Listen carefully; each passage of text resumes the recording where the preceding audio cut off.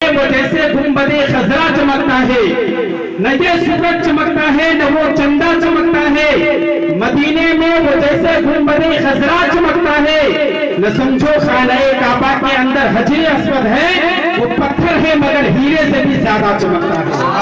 نہ سمجھو خانہ کعبہ کے اندر حجر اسود ہے، وہ پتھر ہے مگر ہیرے سے بھی زیادہ چمکتا ہے۔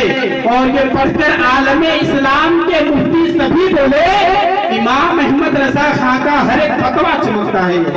یہ پڑھ کر عالم اسلام کے مفتی سبھی بولے امام احمد رضا خان کا ہر ایک فتویٰ چمکتا ہے۔ النکاح من سنتی فمن رغب عن سنتی فلیس منی۔ حضور فرماتے ہیں نکاح کرنا میری سنت ہے، اور جس نے میری سنت سے اعتراض کیا، انکار کیا، وہ مجھ سے نہیں۔ تو میں انشاءاللہ آپ کے درمیان بس 15 سے 17 منٹ تک آپ کے درمیان گفتگو کرنے کی کوشش کروں گا۔ اس سے پہلے شادی کے موقع سے بس 2-3 شعر سناتا ہوں، ملاحظہ فرما لیں۔ ایک مرتبہ لہر کے بولے سبحان اللہ، برکت لے گودے پاک پڑھی اللہم صلی علی سیدنا شفیعنا حبیبنا نبینا مولانا محمد وآلہ وسلم صلی اللہ وسلم علیکہ یا رسول اللہ یا حبیب اللہ صلی اللہ تعالی علیہ وسلم۔ نکاح من سنتی فمن رغب عن سنتی فلیس منی۔ حضور فرماتے ہیں کہ نکاح کرنا میری سنت ہے، اور جس نے میری سنت سے اعتراض کیا، انکار کیا، وہ مجھ سے نہیں ہے۔ کیونکہ نکاح یہ بہت بڑی عبادت ہے۔ اگر آپ اپنے آپ کو سوچو تو نکاح ایک بہت بڑی عبادت ہے۔ کیسی عبادت ہے؟ دنیا میں نکاح جیسی عبادت سب سے پہلے آئی۔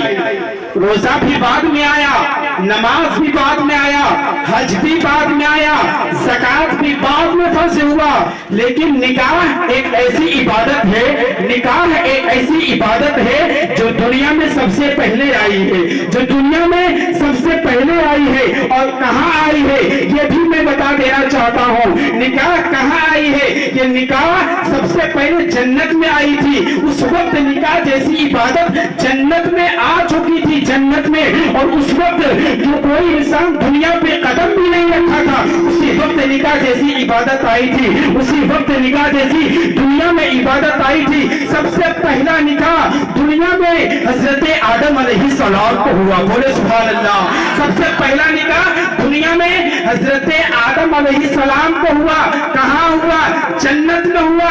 کس کے ساتھ ہوا؟ حضرت حوا رضی اللہ تعالیٰ عنہ کے ساتھ ہوا، حضرت حوا رضی اللہ تعالیٰ عنہ کے ساتھ ہوا۔ اگر آپ نکاح جیسی عبادت کو تلاش کرو گے نا تو سب سے پہلے آئے، کیونکہ نماز دنیا سے جانے کے بعد نہیں پڑھی جائے گی، یہ روزہ بھی دنیا سے جانے کے بعد نہیں پڑھا جائے گا، حج بھی دنیا کے جانے کے بعد نہیں رکھا جائے گا، زکوٰۃ بھی جو ہے دنیا سے جانے کے بعد نہیں دیا جائے گا۔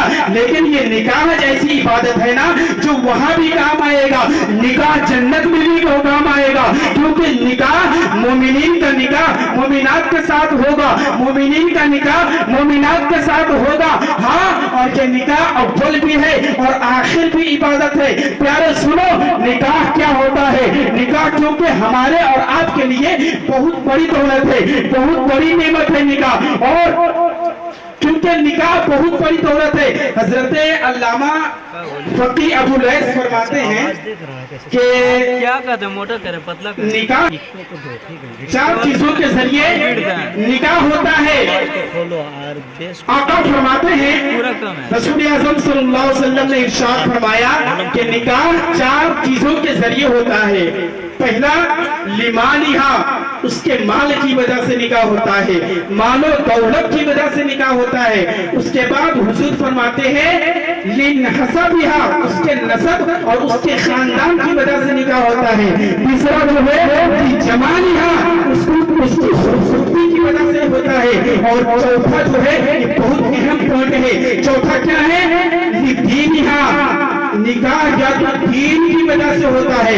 اور آقا فرماتے ہیں کہ نہ مال کو دیکھو، نہ حسن کو دیکھو، نہ مال و دولت کو دیکھو، اگر نکاح کے لیے کوئی لڑکی تلاش کرنی ہے تو سب سے پہلے اس کے دین کو دیکھو،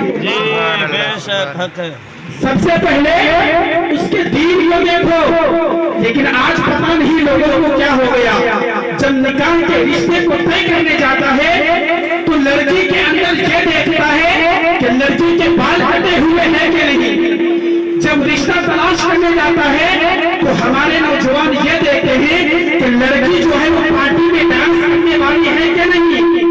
نکاح کے لیے جب کوئی رشتہ تلاش کرتا ہے تو یہ دیکھتا ہے کہ شادی کے بعد بھی وہ لڑکی پیسے لا کر کما کر دے سکتی ہے یا نہیں۔ لیکن اپنے دل پہ ہاتھ رکھ کے بتانا پیارے، اپنے دل پہ ہاتھ رکھ کے سوچو، جب نکاح کے لیے کوئی رشتہ طے کرنے جاتے ہو تو کبھی تم نے سوچا ہے، اس لڑکی سے کبھی تم نے پوچھا ہے کہ تو نماز پڑھتی ہے کہ نہیں پڑھتی ہے؟ کبھی اس لڑکی سے تم نے پوچھا ہے کہ تو روزہ رکھتی ہے کہ نہیں رکھتی ہے؟ کبھی اس لڑکی سے تم نے پوچھا ہے کہ حیا کی پردے کی حفاظت کرتی ہے کہ نہیں کرتی ہے؟ لیکن آج کل یہ نہیں دیکھا جا رہا ہے، لوگ یہ بھی نہیں پوچھتے ہیں کہ پردے میں رہتی ہے کہ بے پردہ رہتی ہے، نماز پڑھتی ہے کہ نماز نہیں پڑھتی ہے، قرآن پڑھتی ہے کہ قرآن نہیں پڑھتی ہے۔ ہاں، آج ہمارے معاشرے میں یہ سب خرابیاں پیدا ہو گئی ہیں، ہمارے معاشرے میں یہ سب بہت خرابیاں آ چکی ہے۔ جو لڑکی شادی کے بعد تو اپنے سینے سے لگا کر قرآن کو تو لاتی ہے مگر کبھی کھول کر بھی نہیں دیکھتی ہے، کبھی پڑھتی بھی نہیں ہے کہ قرآن کیا ہے، قرآن عبادت کرنے سے، قرآن کو پڑھنے سے کیا ملتا ہے، قرآن کو چھونے سے کیا ملتا ہے، قرآن کو دیکھنے سے کیا ملتا ہے۔ علماء فرماتے ہیں کہ قرآن کو دیکھنا بھی عبادت ہے، قرآن کو چھونا بھی عبادت ہے، قرآن کو چومنا بھی عبادت ہے، اور جو پڑھنا بھی نہیں جانتا ہے قرآن کو سننا بھی عبادت ہے۔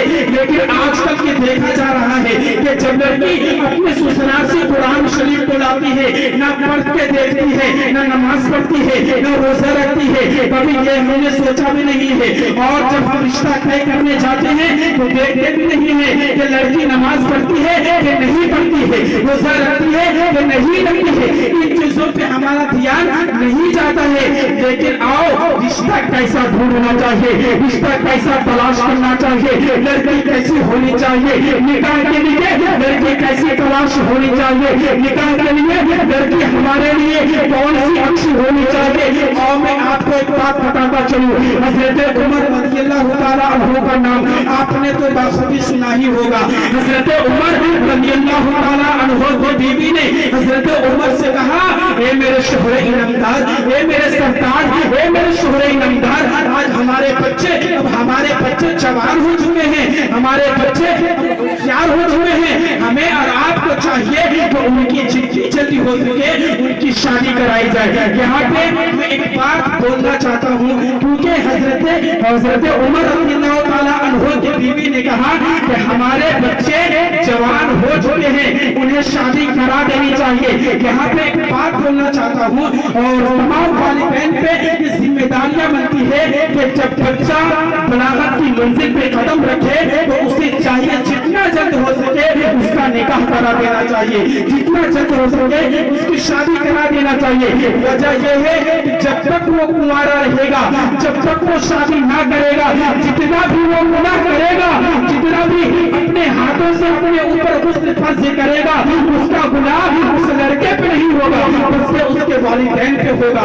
اس لڑکے کو کچھ گناہ نہیں ہوگا، کیونکہ ذمہ دار والدین ہوتے ہیں، بال بچے ذمہ دار نہیں ہوتے ہیں، والدین ذمہ دار ہوتے ہیں۔ اس لیے ہمیں اور آپ کو چاہیے کہ جب لڑکا جوان ہو جائے، بلاغت کی منزل کو طے کرے، لڑکی جوان ہو جائے تو فوراً ان کی شادی کر دینی چاہیے۔ حضرت عمر کی بیوی کہنے لگی، اے میرے شوہر انعامدار، اے میرے سردار، میرے لڑکے جوان ہو چکے ہیں، وہ ہوشیار ہو گئے ہیں، اب ان کی شادی کر دینی چاہیے۔ تو حضرت عمر رضی اللہ تعالیٰ عنہ رات کے وقت چکر لگانے لگے۔ آج کل تو دن میں رشتہ دیکھنے جاتا ہے، لیکن اس دور کا کیا معاملہ تھا کہ حضرت عمر رات کے وقت جاتے ہیں، निकाह को तलाश करने के लिए, निकाह को ढूंढने के लिए कि मेरे बेटे के लिए कोई ऐसी लड़की मिल जाए जिससे मैं रिश्ता करा सकूं, जिससे मैं शादी करा सकूं। हजरत उमर रज़ियल्लाहु ताला अन्हु रात के वक्त चक्कर लगाने लगे, रात को घूमने लगे, सारी दुनिया गफलत की नींद में सो रही थी। उस वक्त हजरत उमर अपने बेटे के रिश्ते के तलाश के लिए गए और जाते जाते क्या कहते हैं, वो कहते हैं कि कोई तकलीफ में तो नहीं है, कोई किसी को परेशानी तो नहीं पहुंचा रही है, कोई किसी को तकलीफ तो नहीं दे रहा है। इतने में एक घर से आवाज आती है, वो घर से आवाज आती है, उस घर में उस घर की छत भी नहीं थी, उस घर की दीवार भी नहीं थी। वहां पे हजरत उमर जाते हैं तो क्या देखते हैं कि एक माँ है और एक बेटी है। मैं आपसे गुजारिश करूंगा कि बगौर समाप्त करें, तभी वाकया समझ में आएगा। हजरत उमर देखते हैं कि उसकी एक बेटी है और एक माँ है। बस माँ अपनी बेटी को कहती है, बेटी रात हो चुका है, क्या तुमने अपने बकरियों का दूध धो लिया? बेटी रात हो चुका है, पूरी दुनिया गफलत की नींद में सो रही है, क्या तुमने बकरियों को दूध को दूह लिया? तो उसकी बेटी ने कहा, माँ हाँ, पूरी दुनिया सो रही है, पूरी दुनिया गफलत की नींद में है और मैंने बकरियों का दूध भी दूह लिया है। सुनो, रिश्ता कैसा तलाश करना चाहिए अपने बेटे के लिए, और रिश्ता कैसा तलाश करना चाहिए अपनी बेटी के लिए, दामाद कैसा होना चाहिए। हजरत उमर सुनते हैं, उसकी माँ कहती है, बेटी क्या तुमने अपने बकरियों का सारा दूध दूह लिया? कहा, हाँ माँ, मैंने अपने सारे बकरियों का दूध दूह लिया। कहा, बेटी जितना उसमें दूध है उससे ज्यादा उसमें पानी मिला दो। बोला, माँ ऐसा क्यों करूंगी, ऐसा करना नहीं चाहिए, ये करना जायज नहीं है, क्योंकि हम दूध वाले थे, पैसा इसलिए नहीं लेते हैं, पानी के लिए पैसा नहीं लेते हैं, हम दूध के लिए पैसा लेते हैं। उसकी माँ ने कहा, बेटी तुम जवान हो चुकी हो ना, तुम्हारी शादी भी करनी है, सर पे इतना बोझ है, अगर ऐसा नहीं करोगी तो काम कैसे चलेगा, तुम्हारे लिए जहेज का पैसा कहाँ से आएगा, मैं शादी तुम्हारी कैसे कराऊंगी? तो वो लड़की कहती है, मेरी माँ मैं ऐसा नहीं कर सकती, वो ऐसा नहीं कर सकती, क्योंकि दूध में पानी मिलाना ये जायज नहीं हमारे लिए, दूध में पानी मिलाकर बेचना ये हमारे लिए जायज नहीं है। हजरत उसकी बेटी कहती है कि हजरत उमर ने मुझे ये बताया है कि दूध में पानी मिलाकर बेचना नहीं चाहिए। हाँ, अगर आज की लड़कियां होती, अगर माँ कहती बेटी दूध में पानी मिला लो, तो आज की लड़कियां कह देती कि हाँ माँ, आपने तो एक अच्छा आइडिया दिया है कि पानी मिलाने के लिए, मैं तो पानी मिलाना भूल गई थी। लेकिन उस वक्त की लड़कियां भी बहुत पाकीज़ा हुआ करती थी, उस वक्त की लड़कियां भी बड़ी मोतबर हुआ करती थी।